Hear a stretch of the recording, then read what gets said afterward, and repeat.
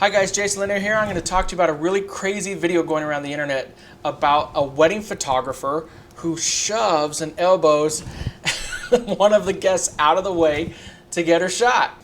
We're going to talk about it. I'm going to tell you what I think out of the hundreds of weddings that I've shot, would I have done it, and what I think of this photographer and the wedding guest. Let's do it.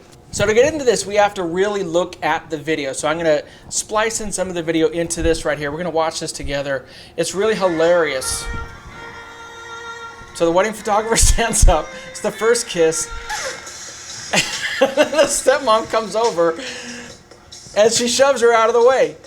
Then the stepmom stands in front of the photographer to get a shot, and then the photographer kind of walks in front and shoves her out of the way. Now you guys are watching this, so you guys are seeing what I'm talking about. Just so you guys know, I've shot weddings all over the world. I've done hundreds of them, and so I definitely have experience with very pushy and aggressive wedding guests. And yes, it is insanely annoying. My last two weddings were in Germany and in the Cayman Islands, so I definitely shoot all over the place, and so I have a lot of perspective as it relates to being a wedding photographer. Number one, should a wedding photographer be aggressive or violent towards wedding guests? Of course, the quick answer and the right answer is no, they shouldn't. I'm smiling because you know what? Many times you want to be, because you're at a wedding that's full of sometimes very drunk, inebriated, and out of control wedding guests who are dying to be photographers for some reason. It's crazy the way that it happens at weddings. A wedding couple will hire and pay a wedding photographer hundreds and almost all of the time thousands or tens of thousands of dollars for us to document their wedding day. And then they'll invite 100, 200, 400,000 guests, and everyone at the wedding thinks they're a wedding photographer. You're not. You're not a wedding photographer. What you're actually doing is ruining the wedding day for the wedding couple. The wedding couple didn't pay you to be a wedding photographer. The wedding couple doesn't care if you get a shot. They don't. That's just the truth. When you stand up in front of a wedding photographer, you're being selfish. That's just a reality. So if you're a wedding guest watching this, stay out of the photographer's way. There's no reason for you to be standing up and taking a shot when a well-trained photographer with better gear and training than you is already documenting it. And by the way, they've been paid to do it. Number two, guys, this happened at the first kiss. The majority of first kisses are a couple seconds. Some are very long. Some are very short. Literally, some couples, they like a nanosecond kiss. In fact, I always tell my wedding couples, make sure to give each other at least a good enough smooch to where we can get a great shot. Why? Because of situations like this. Has this happened to me in my career? Yeah, it has. And it always happens during the first kiss. It's unbelievable. What ends up happening is you'll have someone, just like in this video, at the very last second, they pop up right during that first kiss and they'll stand right in front of your camera. And you got some big butt right in front of your lens. And you don't have time to get a good shot. It's ridiculous for wedding guests to feel compelled to stand up in front of a photographer with a damn iPhone to get a shot. It's stupid. That wedding guest isn't thinking of the wedding couple. They're not, hey, I should preserve this for the wedding couple because clearly the photographer who's better trained and has better gear doesn't know what they're doing. But me with my iPhone, I do. So let me stand up right in front of them and get a shot because I'm going to preserve that moment, that once in a lifetime moment for the wedding couple. Survey says, you're dumb. That's not what happened. What happens is you want to have a shot because you want to immediately post it up on Instagram. You want to post it up on Facebook. You want to be a hero to any of the people out there. If you want to be a photographer, here's my advice. Get a camera, get some training, and go be a photographer. Number three, there's a lot of culpability on the part of the stepmom as well. We're going to watch it again. You're going to notice when the stepmom walks up, she says something to that photographer. Once the photographer moves around, the stepmom retreats. She does not act as if it's a huge surprise that the wedding photographer did this.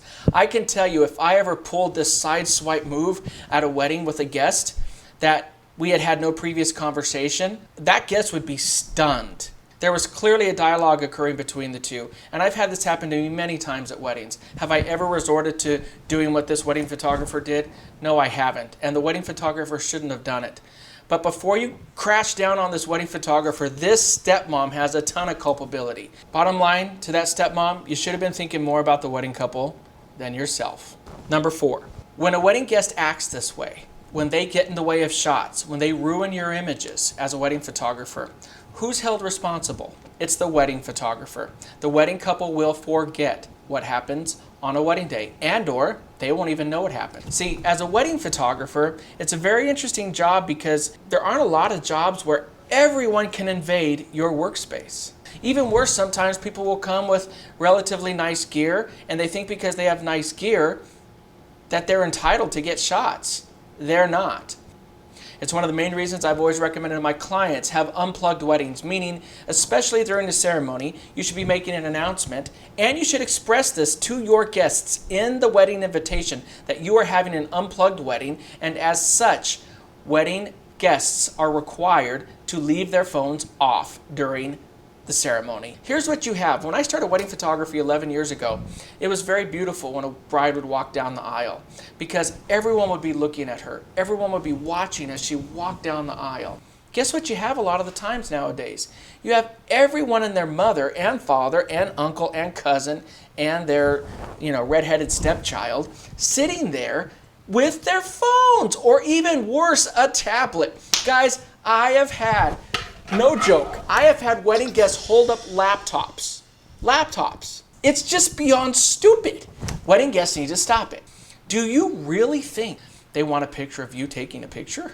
Number 5. So what should wedding photographers do to avoid all this? Number 1, talk about those unplugged weddings. Define expectations. Tell your wedding clients what will happen if they have people butting in your way.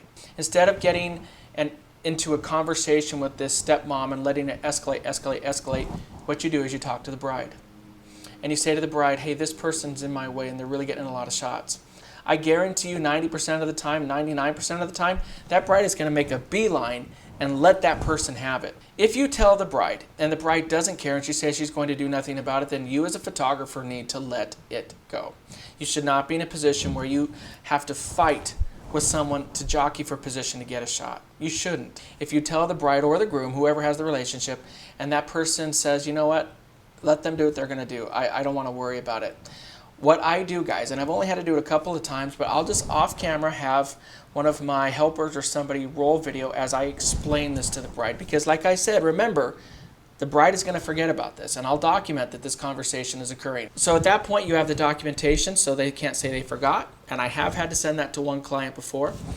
So what does this boil down to? People behaving properly at a wedding. To the photographer out there, I feel for you. I do.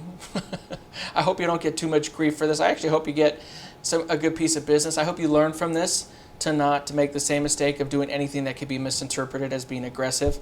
And to male photographers out there especially, be very careful.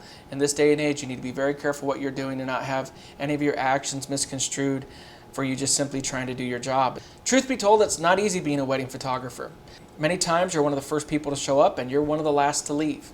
It can get very frustrating, and I understand the frustration expressed by this photographer, especially for someone who is clearly being obstinate and aggressive and honestly very selfish. Shame on this stepmom. What an absolute joke.